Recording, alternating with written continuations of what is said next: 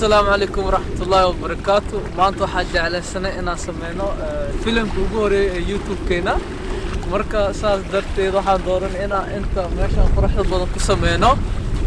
kusoo dhawaada YouTube channel-keena waxaa la dhahaa Momo iyo Caasho. intaan gudo galin horta daan iskeen bro magacayga waxaa la dhahaa Maxamed. magacayga waxaa la dhahaa Caasho. Kula socda weekii hal mar aan videoyaal soo gelinayna. Pranks, vlogs iyo challenge. marka hadeertaan nala baashaal meeshaan aan joogno.